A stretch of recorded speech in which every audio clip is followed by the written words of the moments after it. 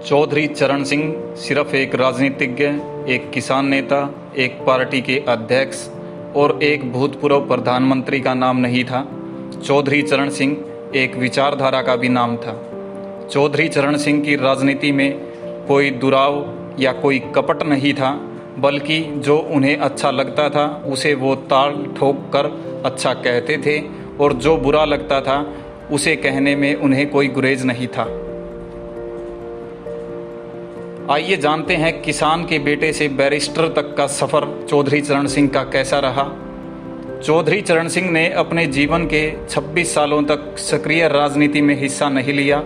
उन्होंने 1928 तक अपनी शिक्षा पूरी की और भारतीय राजनीति के स्वभाव, व्यवहार और संरचना को समझा। 1928 में वो किसान के बेटे से बैरिस्टर हो जाते हैं। इससे पहले 1923 में बीएससी, 1925 में एमए करते हैं। विज्ञान, इतिहास, साहित्य और कानून की अच्छी समझ पैदा करते हैं और फिर 1928 में गाजियाबाद में राजनीति और वकालत एक साथ शुरू कर देते हैं। चौधरी चरण सिंह ने ये महसूस किया था कि कांग्रेस में अशिक्षित लोग समर्थक की भूमिका में हैं और नेतृत्व की पहली शर्त उच्च शिक्षा है। इसलिए उन्होंने शिक्षा पर पूरा जोर दिया और समय आने पर इसी शिक्षा के बल पर वो सत्ता का सही इस्तेमाल कर पाए। वरिष्ठ पत्रकार कुर्बान अली, जिन्होंने उनके व्यक्तित्व को बहुत नज़दीकी से देखा है, बताते हैं उनका बहुत ही रोबिल्ला व्यक्तित्व होता था, जिनके सामने लोगों की बोलने की हिम्मत नहीं पड़ती थी। उनके चेहरे पर हमेशा पुख्तगी होती थी, हमेशा संजीदगी गुफ्तगू करते थे, बहुत कम मुस्कुराते थे। मैं समझता हूँ एक आध लोगों ने ही उनके कभी हंसते हुए देखा हो। वो असूलों के पाबंद थे और बहुत साफ सुथरी राजनीति करते थे। वो बताते हैं राष्ट्रीय आंदोलन के दौरान वो महात्मा गांधी और कांग्रेस की मिट्टी में तपे। 1937 से लेकर 1977 तक वो छपरौली बागपत क्षेत्र से लगातार विधायक रहे। प्रधानमंत्री बनने के बावजूद मैंने कभी नहीं देखा कि उनके साथ किसी तरह का कोई लाव लश्कर चलता हो। वो मामूली सी एम्बेसडर कार में चला करते थे। वो जहाज पर उड़ने के खिलाफ थे और प्रधानमंत्री होने के बावजूद लखनऊ ट्रेन से जाया करते थे। अगर घर में कोई अतिरिक्त बल्ब जलता हुआ मिलता था तो वो डांटते थे कि इसे तुरंत बंद किया जाए। मैं कहूँगा कि चौधरी चरण सिंह भारतीय राजनीति के ऐसे व्यक्तित्व थे जिन्होंने न्यूनतम और अधिकतम दिया है। प्रजातांत्रिक तरीके से और शांतिपूर्ण तरीके से आई। आप अपने देश के सामने कई समस्याएं जो मुंह बाए खड़ी हैं। सबसे अधिक है गरीबी, दूसरी समस्या बेरोजगारी की। जिस वक्त जनता पार्टी ने बागडोर संभाली थी देश की, उस वक्त से लेकर अब तक 25 लाख और नए नौजवानों ने अपना नाम काम दिलाऊ दफ्तर में दर्ज किया। 25 लाख लड़कों ने, अर्थात बेरोजगारी बढ़ती जाती है। पिछली 5 वर्षीय योजना में सीमेंट, कोयला, बिजली के उत्पादन आदि के लिए बहुत कम रुपया रखा गया। तो ये जो चीजें हैं क्रिटिकल कहिए, जो कि सारी अर्थव्यवस्था पर इनका असर पड़ता, अर्थात कोयला, बिजली, रेलवे का चलना और अब ये हड़तालें होना और बंदरगाहों में जहाजों का सामान से लदे खड़े रहना एक महीने तक और 45 रोज तक। उस सब का नतीजा ये हुआ है कि भाव बढ़ा है। जब तक इन चीजों की पैदावार नहीं बढ़ती है, भाव बढ़ता रहेगा, एक मुल्क कभी तरक्की नहीं करेगा। अब मैं उन वर्गों का जिक्र कर रहा था जिनकी तरफ गवर्नमेंट को ज्यादा ध्यान देने की जरूरत है। हरिजन लोग, आदिवासी लोग, भूमिहीन लोग, बेरोजगार लोग या जिनके पास कम रोजगार, और अपने देश के 50% से अधिक किसान जिनके पास केवल 1 हेक्टर जमीन है, 4 बीघे जमीन से कम है, इन सब की तरफ गवर्नमेंट का विशेष ध्यान होगा।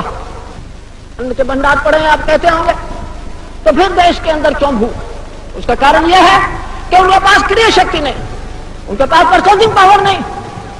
उसके लिए खेती की पैदावार बढ़ाने की तरफ विशेष ध्यान देने की आवश्यकता। भ्रष्टाचार की कोई सीमा नहीं, और जिस देश में भ्रष्ट होंगे लोग वो देश कभी, चाहे कोई लीडर आ जाए, कोई पार्टी बरसरे इख्तिदार हो जाए, कितने अच्छे प्रोग्राम क्यों ना हो, वो देश कभी तरक्की नहीं। तो अगर देश को उठना है, पुरुषार्थ करना होगा, हम सबको पुरुषार्थ करना होगा।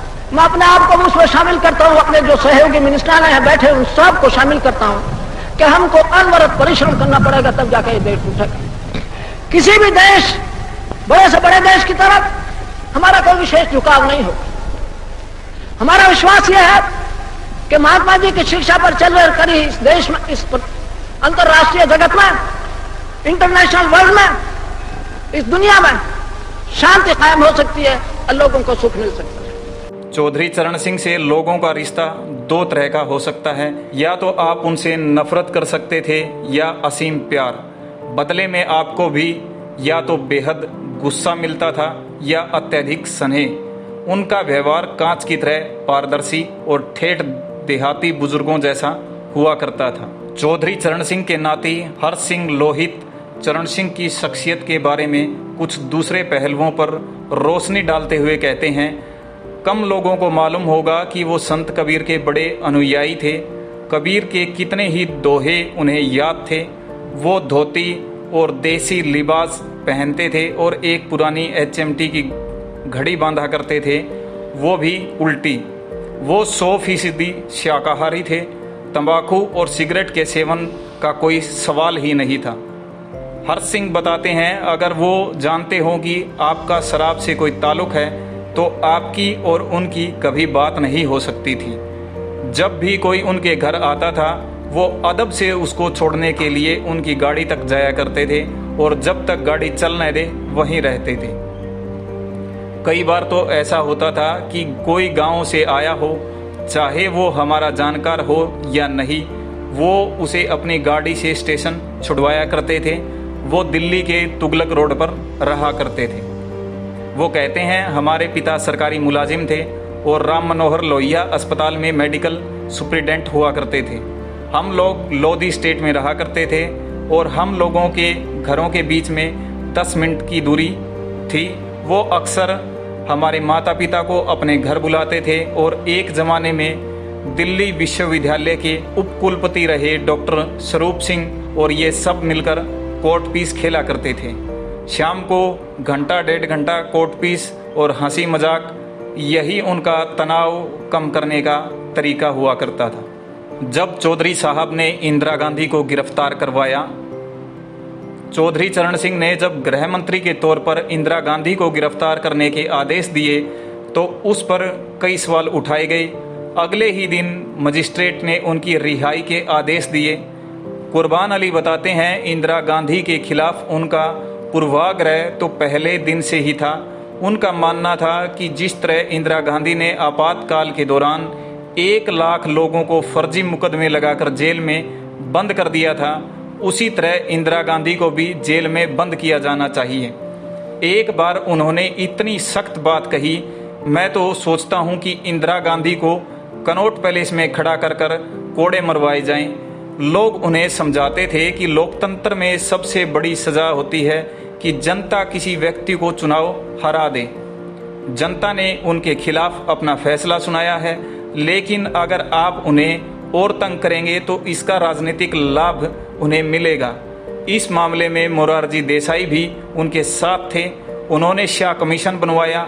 शाह कमीशन में इंदिरा गांधी के खिलाफ रोज गवाहियां और बयानात होते थे। आखिर में उन्होंने इंदिरा गांधी को जेल भिजवाकर ही दम लिया।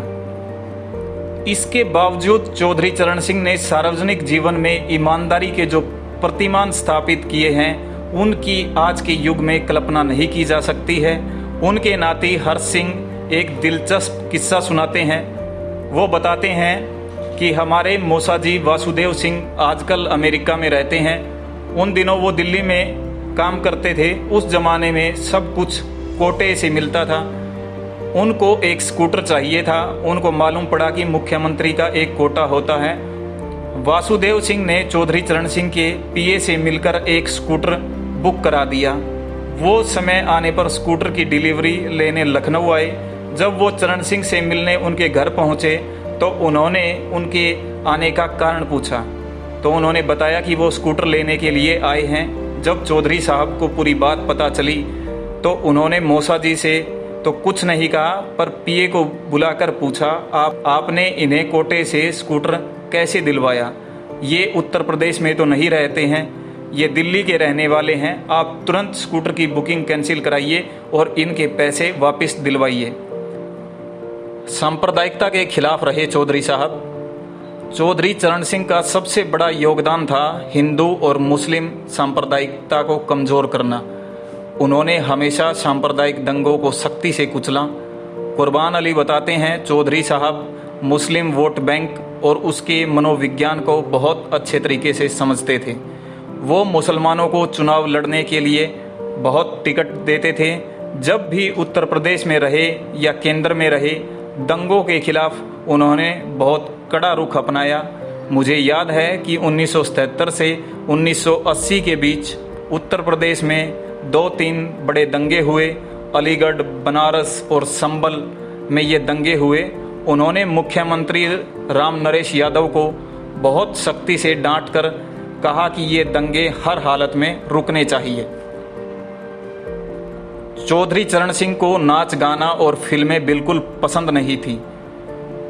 किताबें पढ़ने के शौकीन थे, लेकिन फिल्में वगैरह देखने से उनका दूर दूर तक कोई वास्ता नहीं था। हर्ष सिंह याद करते हैं कि उनको सिनेमा में जाने का कोई सवाल ही नहीं था। अगर आप और हम लता मंगेशकर या मोहम्मद रफ़ी के गाने गाएं तो उसमें गोरी भी आएगी और प्यार भी आएगा, लेकिन उनकी ज़िंदगी में ये सब नहीं था। मुझे याद है लखनऊ में उन्होंने सिर्फ एक पिक्चर देखने की हमें इजाज़त दी थी और वो थी मनोज कुमार की उपकार। जब वो गृह मंत्री थे तो एक बार हम उनके पास बैठे थे। किन्हीं साहब ने गांव के ऊपर एक पिक्चर बनाई थी जिसे वो चौधरी साहब को दिखाना चाहते थे। चौधरी साहब कोई खास रुचि नहीं दिखा रहे थे, लेकिन बार बार रिक्वेस्ट के बाद उन्होंने पिक्चर शुरू करने की अनुमति दी। पिक्चर शुरू होने के बाद कुछ देर बाद जैसे ही एक अभिनेत्री ने नाचना शुरू किया, उन्होंने उसी सेकंड उसे बंद करवाया और उठकर बाहर चले गए। आज चौधरी साहब की पुण्यतिथि है और HR ब्रेकिंग न्यूज़ की ओर से राजनीति के असली चौधरी को नमन।